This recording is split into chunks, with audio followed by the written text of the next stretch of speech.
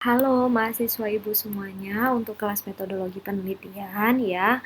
Di sini beberapa mahasiswa itu sudah ada bimbingan ke saya terkait dengan konsentrasi dan juga objek penelitiannya. Namun sebagian lagi masih ada yang belum bimbingan, saya tidak tahu mahasiswanya kemana dan ada kendala apa ya. Tetapi dikarenakan untuk pertemuan keempat minggu ini, saya ingin ya data yang Anda peroleh dari objek penelitian itu Anda pahami dan Anda pandai menjabarkan datanya, maka dari itu saya akan ulang kembali penjelasan terkait dengan apa yang harus kita lakukan dalam mencari fenomena penelitian terkait dengan pencarian data untuk bisnis ya di masing-masing konsentrasi. Oke. Nah, di sini Anda silakan lihat, kita mulai dari konsentrasi manajemen sumber daya manusia.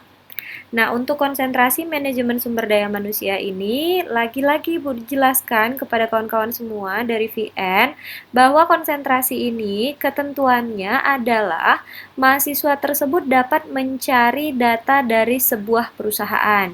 Nah, untuk konsentrasi sumber daya manusia, karena kita bicaranya masalah SDM, ya, pengurusan SDM di dalam suatu organisasi itu haruslah ya dilakukan dengan baik ya sesuai dengan manajemennya. Jadi artinya manajemen SDM ini adalah terkait dengan orang-orang di dalam organisasi. Siapa lagi orang-orangnya kalau bukan pegawai dan juga karyawan. Artinya poin yang pertama, Anda harus mencari data dari sebuah perusahaan. Tidak dapat melakukan pencarian data melalui internet. Karena apa? SDM di satu perusahaan dengan SDM di perusahaan lain itu beda. Oke, itu dulu poin yang pertama ya. Kalau untuk SDM ini memang kalian akan dikunci untuk mencari data di suatu perusahaan ya yang memang Anda mendapatkan izin untuk mengakses data di dalamnya. Selanjutnya yang kedua, untuk SDM ya, karena kita ingin meneliti karyawannya, orangnya, lagi-lagi Ibu ingatkan, pastikan perusahaannya itu memiliki minimal 30 orang karyawan. Karena kita akan menggunakan analisa multivariat nantinya kalau kalian mengajukan untuk skripsi, dan itu membutuhkan data minimal 30. Nah, yang terakhir, data yang harus Anda minta itu dari perusahaan karena ini kaitannya adalah tentang orang di dalam organisasi. Tentu orang tersebut adalah orang yang ditugaskan, diberi tugas, dan nantinya diberi penilaian oleh organisasi terkait dengan hasil kerjanya. Makanya biasanya perusahaan-perusahaan besar seperti perbankan, ya PT-PT itu memiliki penilaian kinerja karyawan secara periodik. Beberapa mahasiswa itu sudah ada yang informasikan ke saya bahwa di kantornya ada penilaian, sudah ada yang kirimkan ke saya formulirnya, ya. Nah, Anda yang diperlukan di sini nggak perlu minta satu-satu, tidak perlu minta satu-satu data masing-masing orang dalam kantor, tidak perlu. Yang diperlukan hanyalah rata-rata dari semua karyawan dalam kantor itu nilai kinerjanya berapa. Ini boleh ditanyakan ke bagian personalia. Oke, opsi yang kedua, jika tidak ada data kinerja, itu dapat digunakan data jumlah karyawan yang ada di perusahaan, karyawan masuk ataupun karyawan keluar. Ya, ini datanya sudah Ibu kasih, yang Ibu bicarakan ini datanya sudah Ibu kasih di contoh yang saya kirimkan di grup masing-masing WA. Ya. Nah, selanjutnya lagi, kalaupun tidak dapat data dari internal perusahaan yang seperti kaitannya langsung dengan kinerja tadi, kalian bisa menggunakan ya data, target, dan juga realisasi capaian dari perusahaan. Misalkan, saya dapat data penjualan di perusahaan saya, Bu. Ya. Nah, itu kamu mintakan data penjualannya tentu sudah dapat, kamu mintakan juga targetnya. Jadi setiap tahun perusahaan setiap periodenya itu punya target ya, misalkan marketing nih ya, marketing perusahaan ini harus mencapai ya sales dari perusahaan tersebut adalah sekian unit harus terjual ya. Dari target itu hasilnya gimana, berapa unit yang terjual, data itu yang harus didapatkan untuk konsentrasi manajemen sumber daya manusia ya. Nah, untuk manajemen keuangan ini mahasiswa dapat mencari data dari sebuah perusahaan atau dapat melakukan pencarian data melalui internet. Nah, jadi berbeda dengan manajemen SDM, untuk keuangan datanya bisa didapat dari internet. Oke? Nah, data yang ditemukan berupa apa? Ya, ini data keuangan perusahaan. Kalian tinggal Google saja, ya, nanti kalian lihat bentuk-bentuk gambar, grafik, dan segala macam, itulah data yang bisa digunakan untuk keuangan. Jadi, ya, untuk mahasiswa keuangan, karena ini kaitannya dengan kondisi keuangan perusahaan, apalagi perusahaan-perusahaan besar kalau dia eksis di internet, yang terdaftar pada BI, itu kalian harus rajin lihat berita, ya, pada Yahoo Finance ataupun pada Bursa Efek Indonesia. Nah, jadi itu harus dicari. Nah, yang terakhir, yang ketiga, untuk manajemen pemasaran ataupun manajemen sistem informasi, ini saya langsung jadikan satu. Ya, karena kalau konsep manajemen pemasaran saja, ini manajemen pemasaran yang belum berbasis teknologi yang akan kita teliti. Sedangkan untuk manajemen sistem informasi, ini lebih ke pemasaran-pemasaran digital. Jadi sebenarnya ini sama. Ya, nah ini Anda bisa menggunakan data dua. Yang pertama boleh perusahaan sendiri, misalkan Bu, saya bekerja, ya, saya punya data penjualannya, boleh digunakan. Kalau tidak seperti apa, Bu? Kalau tidak, silahkan cari data melalui internet. Ya, nah yang kedua juga, data apa yang harus ditemukan untuk manajemen pemasaran? Yang pertama data penjualannya tentunya, ya. Data konsumennya boleh, laba boleh, data persaingan ataupun data brand, ya, data brand kalian tinggal cari di Top Brand Index boleh, ya.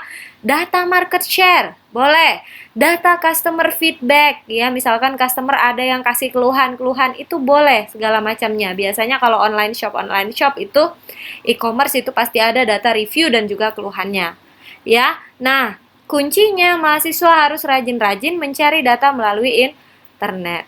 Oke. Nah, sekarang saya akan aplikasikan cara melakukan pencarian data, ya, biar ndak ngulang-ngulang lagi nanya ke ibunya. Oke, nah, berarti di sini kita akan buka browser. Oke. Nah, untuk pencarian data melalui internet, di sini data yang paling mudah dicari adalah data top brand. Oke. Top brand index, ya. Nah, ini silahkan dilihat, coba lihat ya.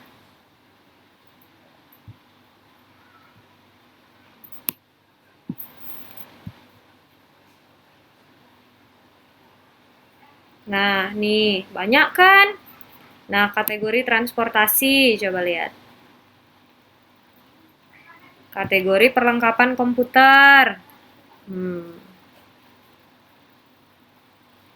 Kategori telekomunikasi, coba lihat. Ya. Nah, Telkomsel. Nah, kalau mau meneliti telekomunikasi ini juga boleh. Nah, nanti silahkan dilihat dari data ini, kalian lihat kan top 3-nya adalah Simpati, IM3 sama XL Prabayar katanya di sini kan. Habis itu kalau SIM card pasca bayarnya kartu Halo, XL pasca bayar sama Smartfren. Nah, ini boleh kalau kita mau mengkaji bagaimana pengguna Smartfren di Pekanbaru. Habis itu bagaimana pengguna kartu Tri di Pekanbaru. Ya, di sini kan kita lihat kartu Tri kan tidak masuk ke dalam top brand. Nah, berarti data ini dapat kita gunakan. Nah, selain nanti cari data ini kan fase 1 tahun 2020, silakan pilih tahunnya, tahun 2019. Nah, 2019 itu gimana? Nah, silahkan dicari di sini. Ya, ini data dari Top Brand Index. Nah, data ini boleh digunakan. Atau kalau mau cari data yang lainnya, ya, data penjualan, ya, data penjualan misalkan asuransi. Asuransi apa ya? Misalkan Adira. Kita coba saja.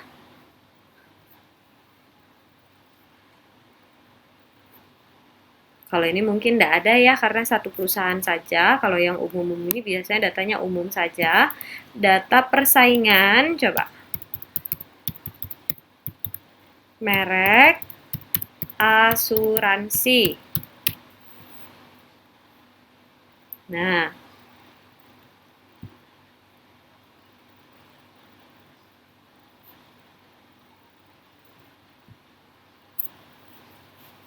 ini kan handphone juga nih, asuransi jiwa lah.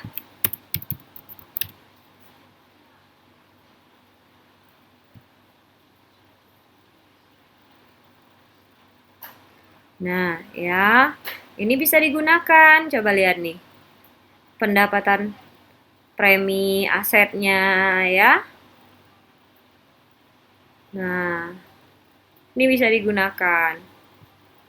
Oke, selain itu, nih juga bisa dapat data ya. Yang asuransi jiwa yang paling digemari itu adalah data asuransi prudensial. Nah, ini bisa digunakan juga. Nah, Nah, ini juga, tapi nanti kalau sudah masuk ke sini, silahkan baca ya. Silahkan baca isinya ya, di dalam sini silahkan dibaca isinya. Untuk memahami data yang disajikan. Oke, nah itu yang pemasaran. Ya, banyak lagi kalau mau lihat data perkembangan uang elektronik misalnya. Di Indonesia. Nah, kan ini banyak datanya, silahkan dicari. Masuknya ke bagian image ya. Oke, nah yang selanjutnya, saya coba data keuangan ya. Misalkan di sini saya buat data keuangan sektor pertambangan di BEI 2019. Coba kita lihat ya.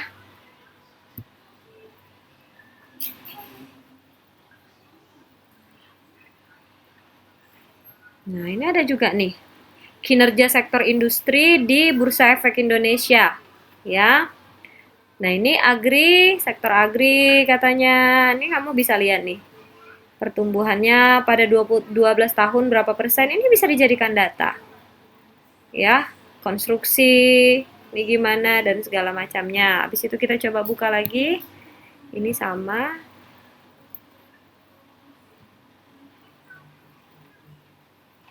Produktivitas tenaga kerja buruh.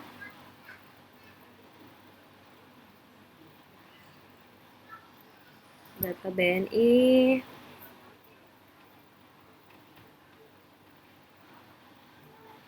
Nah, silahkan dibuka berita-berita seperti ini investing.com ya.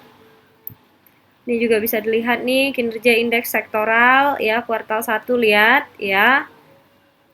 Tuh industri dasar dan kimia, barang konsumsi. Nah, industri agrikultur sama aneka industri ini lemah. Nah, ini bisa dijadikan data keuangan. Nah, ini sektor saham nih, ini boleh dibuka yang data-data seperti ini. Nah, jadi data-data penunjang ya untuk keuangan itu bisa kalian cari di Google juga seperti ini ya. Jadi tidak perlu mencari data meminta kepada perusahaan apabila Anda belum bekerja karena kan di dalam membuat rancangan ini kan baru ininya saja, baru baru awal ya, kita menentukan masalahnya dulu. Menentukan masalah ini cari secara umum juga boleh, nggak langsung masuk ke dalam. Masuk ke dalamnya kapan? Nanti pada saat kita menganalisa data, memerlukan data ya yang harus diambil dari lapangan. Begitu teman-teman semua. Nah, nanti ya kalau sudah selesai misalnya, saya kasih contoh gini ya. Ini sudah selesai, saya sudah punya data ya. Data ini adalah data penjualan ya persaingan dari merek lampu katanya ya. Ada Panasonic, Shinyoku, Hinohikari sama juga Philips katanya. Nah, data ini ya laporkan ke saya, nanti saya lihat berarti kalau sudah oke ya. Langsung Anda boleh mengisi tugas berikutnya. Karena berikutnya saya akan kasih tugas metodologi penelitian yang isinya begini. Jelaskan objek penelitian yang Anda ambil dalam mempersiapkan usulan penelitian, kemudian jabarkan data yang diperoleh. Oke, saya kasih contoh, saya dapat data lampu. Nah, data lampu ini kita lihat Panasonic 2016, 2017, 2018, 2019 meningkat. Ya, nggak terlalu ada masalah. Ya, saya lihat Shinyoku ya 2016 2017 meningkat 2018 menurun 2019 semakin menurun signifikan Shinyoku. Saya mikir-mikir untuk mengambil Shinyoku, ya. Yang ketiga Hino Hikari, ya. 16, 16, 17, ya. 18 dia menurun, ya. 19 dia naik lagi. Oke. Nah, Philips coba lihat, ya. Philips 16, 17, ya, masih begitu, tidak terlalu signifikan. 2018, 2019 juga tidak terlalu signifikan. Berarti di sini ya yang ingin saya kaji betul adalah lampu Shinyoku. Oke, saya coba pindahkan nantinya data ini ke sini, ya. Dan dia bilang jelaskan objek penelitian yang Anda ambil. Berarti saya akan tulis di sini, ya. Objek penelitian yang diambil, ya. Dalam penelitian ini adalah, ya, lampu merek Shinyoku. Oke, ya. Baru Anda jelaskan, tambahkan lagi penjelasan Shinyoku. Oke, Shinyoku merupakan lampu bla bla bla, ya. Mulai dikenal tahun bla bla, ya. Spesifikasinya seperti apa, bla bla bla. Nah, ini jelaskan. Oke, dan seterusnya. Ya, saya anggap ini adalah penjelasan objeknya. Oke, baru saya tambahkan berikut merupakan data penjualan, ya, lampu merek Shinyoku dan merek pesaing. Titik 2. Kasihlah nama tabelnya. Tabel 1, ya. Data penjualan lampu di PT apa? Oke. Nah, buat di sini penjelasan dari data di atas, maka ya dapat dilihat penjualan lampu Shinyoku dari tahun 2016 hingga tahun 2018 mengalami penurunan, ya, sebesar berapa? Ya, tulis saja angkanya. Nah, penjelasan-penjelasan seperti ini, ya, nantinya akan menjadi seperti ini. Nah, ini penjelasannya. Nah, ini penjelasan terkait dengan data ini tadi. Saya copy aja lah sudah. Ya. Nah, gitu aja. Oke. Nah, jadi tugas ini nanti akan rapi seperti ini. Kalian tulis dan kalian kumpulkan. Oke, ya. Segera yang lain yang belum dapat data silahkan bimbingan ke saya tunggu. Terima kasih, semoga dapat memahaminya karena ini adalah langkah awal biar kalian familiar terhadap data, dan data, ya. Oke, terima kasih. Assalamualaikum warahmatullahi wabarakatuh, selamat malam.